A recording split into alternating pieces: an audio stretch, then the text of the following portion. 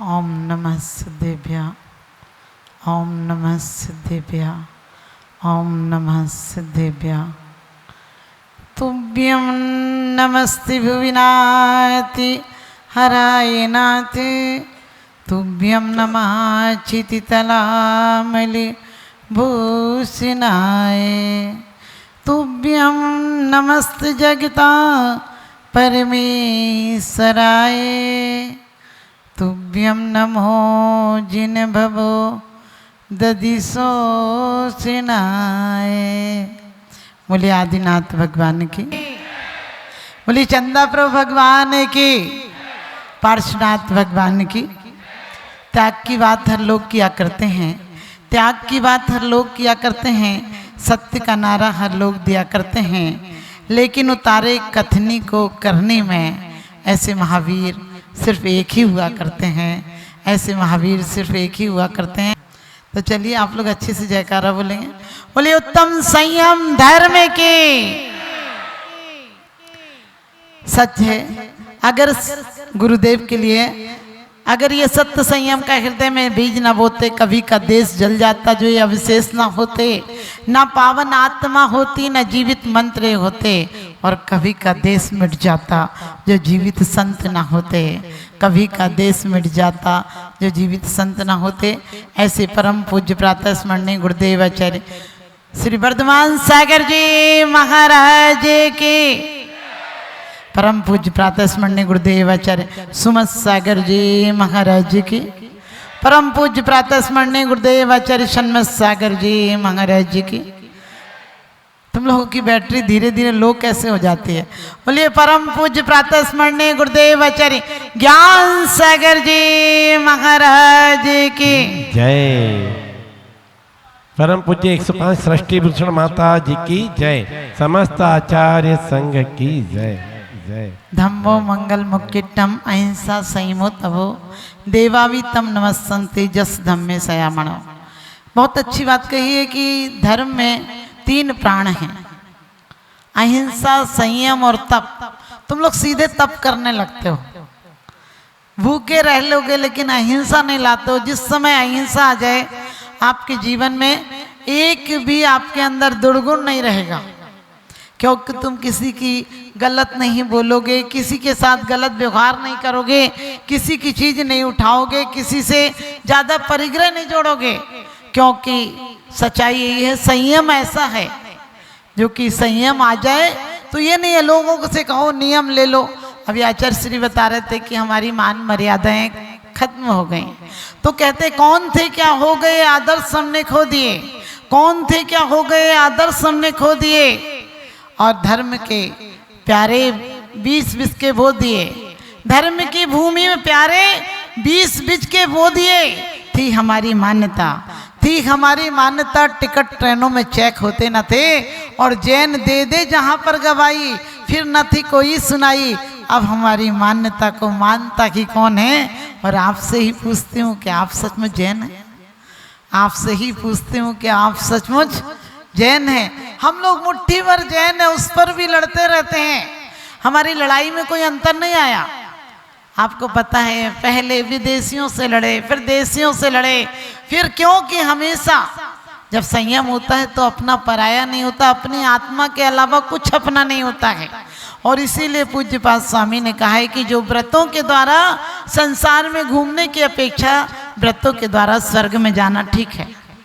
और कहा भी व्यवहार संयम क्या है? व्यवहार संयम क्या है? अशुभ से निवृत्ति और शुभ में प्रवृत्ति। व्यवहार संयम इसी का नाम है। वो व्रत हो, गुप्तियां हो, समितियां हो, कुछ भी हो। लोग कहते हैं किसी से कहो व्रत ले लो, नियम ले लो, बोले टूट गया तो। हमने कि घर पे सिलेंडर लाने के पहले नहीं सोचा फट गया तो। बेटी का ब्याह करने के पहले नहीं सोचा सास तेज निकली तो। लड़के को पढ़ाने के पहले नहीं सोचा फेल हो गया तो। दुकान खुलवाने के पहले नहीं सोचा नहीं चली तो। सोचो 2-2 टके नाई के यहाँ गए, ये नहीं सोचा ये बाल की जगह गर्दन काट देगा तो। डॉक्टर को पैसा भी दे देते हो 1-2 लाख रुपया, और अपना मरीज भी अकेले में छोड़ देते हो। ऑपरेशन के लिए तुम्हें थोड़ी ले जाते हैं, तो भी लिख कर देते हो कि कुछ भी हो जाए तो आपकी कोई रिस्क नहीं है। सोचो 2-2 टके के आदमी पे तुम्हें भरोसा है, और धर्म पे बोलते माता जी इसका फल क्या था। हमने कहा फल है तो यहीं खा पी लो, आराम से भोग के जाओ। यहाँ इतना सा छोड़ के वहाँ इतना मांग रहे हो। मंदिर को तो तुमने सुपरमार्केट मंगा लिया, क्योंकि जितने मुट्ठी में चावल नहीं होते उससे ज्यादा तो तुम्हारी फरमाइशें होती हैं। क्योंकि हम संयम की बात करते हैं, उत्तम संयम धर्मांगाय की नमा की माला फेरेंगे। अभी आपने सुना कि कहा कि विचारे, मैं कहती हूँ साधु ही सहनसा है, जिनको कुछ नहीं चाहिए, बेसहान के सहाय, और जो इंद्रिय के दास हैं वो ही जग में दास। कि वास्तव में साधु कैसे सहनसा हैं। आप कितनी भी लड़ाई झगड़ा, उसी कबूतर खाने में रहना पड़ेगा तुम्हें। लड़ो झगड़ो फिर भी वहीं रहो। साधु कितने अच्छे जीवन जी रहे हैं, मर्जी आए तो रुके, नहीं तो चले जाएं। आप जिंदगी भर कमाते हो और एक हाथ से खाते हो, वो भी मांग मांग के खाते हो। पत्नी एक दो रोटी के बाद बोलती और चाहिए क्या, फिर तुम कहते ले आओ। सोचो, और इन्हें मना मना के खिलाते हो, मना मना के बुलाते हो। ये संयम का प्रताप है। क्या बोलते हो, मन शुद्धि, वचन शुद्धि, काय शुद्धि, आहार जल शुद्ध है, पाद प्रक्षालन। तुम्हारे लिए तो हाथ प्रक्षालन को भी कोई नहीं बैठेगा। सोच के देखो, साधु का जीवन संयम बस आ जाए, क्योंकि संयम रत्न है। बड़ भाग रत्ना त्रय धरे, और धरेंगे ते क्या लें, शिव लगे तिन सुयस जल जगमल करे। क्या इनकी सिर्फ यस आपके संसार के मल को नष्ट कर देगा। और समंत्र भद्र स्वामी कहते हैं, पूजा का फल उन्होंने अलग कहा है कि कल्प वृक्ष और कामधेनु है, लेकिन तपस्वी संयमियों की पूजा आराधना का फल कितना बताया है। उच्चम गोत्रम प्रणिति भोगो दानादिपासनात् पूजा भक्ति सुंदर रूपम स्नात कीर्ति स्तपो निधसु। उच्चम गोत्रम प्रणते, नियम लेकर जाओ अपने गुरुओं की, मूल परंपरा की कभी बात भी नहीं सुनेंगे। कोई कहे ऐसा तो नहीं होना चाहिए, कहने लगे बकवास मत कर, मुझे नरक में मत ले जा, तू अकेला जा। इतनी हिम्मत रखो। ऐसा नहीं है क्या करें, वो कह रहे थे तो अपन क्या करते, सुनना तो पड़ता ही नहीं। हर जगह तुम पक्षपात निभा लो, बेटी रोटी में जहां निभाना निभा लो, धर्म और धर्मात्माओं की निंदा मत सुन लेना। वरना द्रौपदी हो, आज सुगंध दशमी की कथा हो, चाहे सुकुमाला हो, चाहे जो भी हो, सीता हो, क्या किया था, एक एक बार भूल से निंदा कर दी, मनोविनोद में कर दी, और कितना दुष्परिणाम भोगना पड़ा। सोचिए। तो आप लोगों को आज के दिन ये नहीं, अपने नियम लो, क्योंकि आज हमारे जीवन की गाड़ी बिल्कुल असंयम में जा रही है। इसलिए लोग फुटपाथ पर सो जाते थे। महल और जिंदगी में सिर्फ फर्क इतना होता है, महलों में इंसान और फुटपाथों पर इंसानियत पलती है। इंसान की इंसानियत गुम हो गई। कहाँ साये में आदमी है, मगर आदमी कहाँ। हमारे बुजुर्ग इस भादों के महीने में साबुन तक नहीं बेचते थे। हमारे बुजुर्ग तीर्थ यात्राओं पर चले जाते थे, संयमियों के निकट चले जाते, मौन साधना करते थे, पूरे अपने आप को साधु की तरह जीवन व्यतीत करते थे। और समंत्रभद्र स्वामी ने एक जगह ये भी कहा है कि सामायिक में श्रावक भी साधु की तरह हो जाता, चाहे लोप सृष्ट मुनिदेव। लेकिन आप लोग नहीं हो पाते हैं, तो कम से कम सौभाग्य मनाया करो। गुरुओं की जितनी प्रशंसा करोगे, जितना नमन करोगे, उच्च गोत्र का बंध होगा। और कहते हैं इनको प्रणाम करने से, उच्चम गोत्रम प्रणते भोगो दानाद उपासनात् पूजा। आज का आदमी आहार दान नहीं दे रहा, इसलिए ला तो रहा है, खा नहीं पा रहा है। आपको पता है घर में चीनी की बोरी आ जाती है, लेकिन तुम्हें शुगर है, खा नहीं पाते हो। घी के टीन आ जाते हैं, तुम्हारा बीपी हाई है, खा नहीं पाते हो। क्योंकि हमारी हालत ऐसी हो गई। एक व्यक्ति गाना गा रहा था, मेरा जीवन कोरा कागज कोरा ही रह गया। वो सुबह से वही गाना गुनगुना रहा था। पत्नी बोली पकड़ो वो थैला और चीनी लेकर आओ। तो लंबी क्यू में खड़ा था, वहाँ भी गा रहा था, मेरा जीवन कोरा कागज कोरा ही रह गया। अब काउंटर पर पहुंचा, वहाँ भी गा ही रहा था। लोगों ने धक्का दिया, लंबी लाइन लगी थी, पीछे पहुंच गया। और जब दोबारा पहुंचा तो बोला, दुकानदार ने बोला अरे गाना गा रहा, बता क्या चाहिए? तो बोला चीनी। तो दुकानदार बोला सारी चीनी खत्म हो गई, बुरा ही रह गया। हमारी और आपकी जीवन की चीनी भी खत्म हो जाएगी, खत्म हो रही है। आयु की सांसें निषेक हमारे प्रतिक्षण समाप्त हो रहे हैं, और फिर भी हम जिंदगी में कोई संयम नहीं। संयम के नाम पर आप देखो कोई व्रती होगा तो क्या कहेंगे, ये तो पंडित बना हुआ है। मुझे पता है आप लोगों को अभी टाइम भी है, वो सुगंध दशमी की गुरुदेव के साथ में जाएं, और सुगंध दशमी में वो सुगंध नहीं जो अग्नि में आप धूप डाल दोगे, लेकिन अपनी ध्यान रूपी अग्नि में दुर्गुणों की आहुति देना है, ताकि तुम्हारे जीवन में गुणों की सुगंध प्राप्त हो, तुम्हें भी उन व्रतियों की तरह सुंदर रूप और शिव की प्राप्ति हो। आज का आदमी इतना बुरा हो गया कि सुबह सुबह उठ के अखबार देखता है, नहा धो के जैसे तैयार बैठा है गलत न्यूज़ों के लिए। अखबार में कौन सी न्यूज आती है? साधुओं की आएगी तो इतना आएगा, और कोई की हत्या की गलत आएगी तो बहुत सारी आएगी। कोई पिक्चर देख लो, पिक्चर में क्या स्टोरी होती, कोई अच्छी स्टोरी नहीं होती है, सिर्फ मार, आप समझ गए, गलत सारी चीजें होती हैं। क्योंकि कहते हैं वैराग्य उपावनी माई, चिंतो अनुप्रेक्षा भाई, और पापी उपावनी माई, टीवी तुम देखो भाई। ये टीवी से भी खतरनाक बीमारी है। पिक्चर कोई अच्छी बने, बिल्कुल कि संयम की बने, एक पत्नी हो, बढ़िया जीवन हो, तो वो चलेगी नहीं। गलत पिक्चर बनाना पड़ती है गलत के लिए। लेकिन हमारे आचार्य कहते हैं कि इतिहास उन लोगों की रद्दी है जो सिर्फ लूट खसोट करते हैं, और जिनवाणी उनकी गाथाएं हैं जो अपने आप को संयम के मार्ग पर बढ़ाते हैं। तो आप लोगों को जिनवाणी सदा उनके गीत गाती है, जिनवाणी सदा उनके गीत गाती है, जिनकी जिंदगी में साधना उतर जाती है, जिनकी जिंदगी में साधना उतर जाती है। आज तक जितने लोगों का कल्याण हुआ है गुरुजनों के कारण हुआ है, क्योंकि गुरु महाव्रती होते हैं, पूर्ण संयमी होते हैं। और आप लोग भी चाहते हैं कि आपका कल्याण हो, तो आप लोग थोड़े थोड़े नियम लो।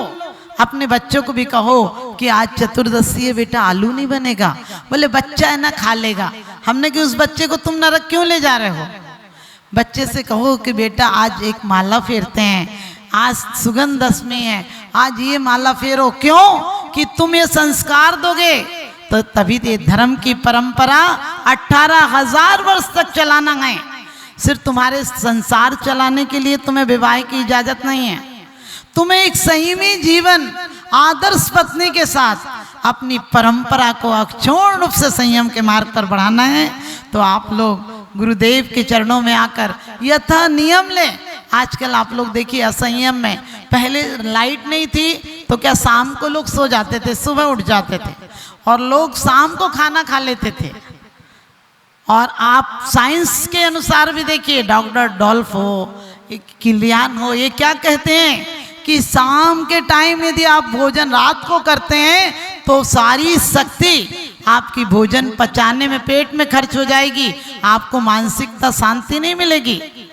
आज आपके घरों में क्या है, डाइनिंग सेट है, टीवी सेट है, डिनर सेट है, लेकिन बीवी अपसेट है, तो सारे सेट बेकार है। आप समझ गए, उसको कोई धर्म से मतलब नहीं है। पहले देव पूजा, बाद में काम दूजा। आज वो सबसे पहले मोबाइल देव के दर्शन करती है, तो कलह तो होनी होनी है। इसलिए आप अपनी बच्चियों को सुधारें, अब बहुओं को नहीं सुधारा जा सकता है। अपनी बच्चियों को पद्म पुराण, हरिवंश पुराण बना पढ़ा कर भेजें, और कहते हैं गुरुदेव का आशीर्वाद रहेगा, आप लोगों के घरों में कोई कलह नहीं होगी। अपने बच्चों के नहीं, बच्चा है बच्चा है, अरे आधी बूढ़ी हो जाएगी फिर क्या बच्चा ही रह जाएगी। कुछ भी कहो, अरे खेलने खाने के दिन है। हमने कहा खेलने खाने के नहीं, दौलत राम जी कहते हैं जब लो न रोग जरा गए तब लो झटत निजित करो। तो आप लोगों को पता है, जितने भी इतिहास उठाकर देखो वर्तमान युग में, जब जब उत्थान हुआ है तो संयम के द्वारा हुआ है, पतन हुआ है तो असंयम के द्वारा हुआ है। और कहते हैं मुस्कुराती सुबह शाम में ढली होती है, जिंदगी की पीठ पर मौत लिखी होती है। बढ़ाना है तो बढ़ा लो धर्म की तरफ कदम, वरना सांसों की कोई गारंटी नहीं होती है, वरना सांसों की कोई गारंटी नहीं होती है। हमारे बोलचाल में असंयम आ गया, हमारे पहनावे ओढ़ावे में असंयम आ गया। आपको पता होगा घर में हमारे यहाँ इतनी मर्यादा थी कि बहू घर में हो तो ससुर खांस के आता था। आजकल बेटी और बहू में पता ही नहीं चलता है, छोरी और गोरी में फर्क ही नहीं पड़ता है। ध्यान रखना, कुल की मर्यादा हैं बहुएं। और यदि उनके सिर पर, समझ गए, कपड़ा नहीं हो, सिर पर पल्लू नहीं हो, तो समझ लेना डंडी पीटने और पिटने के काम आती है। तो आप लोग, क्योंकि कहते हैं बाअदब आना यहाँ हर शख्स को दरकार है, बाअदब आना यहाँ हर शख्स को दरकार है। वो ये मेहरमा शहंशाहों शाह का दरबार है। तो आपसे इतना ही कहूँगी कि आप लोग बाजार की चीज़ें मत खाइए। कई बार लोग कहते हैं पहले आदमी सिंगल रोटी खाता था और 40 किलोमीटर तक चल लेता था, अब डबल रोटी खा रहे हो, 4 किलोमीटर नहीं जा पा रहे हैं। क्योंकि आप लोगों को पता, आपके जीवन में लोग बोले पैकिंग करा के ले आओ। कभी कभी तो उल्टे सीधे गाने चलते हैं, मेरी दीदी खाना नहीं बनाएगी, मैंने कही चूल्हा, बोले चूल्हा नहीं जलाएगी, मैंने कही खुद जल जाएगी। फिर ध्यान रखना, अपने जीवन में मान मर्यादाएं रखो, बड़ों के साथ बिल्कुल कैसे चलना, क्योंकि बड़े लोग हमें चलना सिखाते हैं। बड़े लोगों के, गुरुओं के पास अपने बच्चों को लाओ।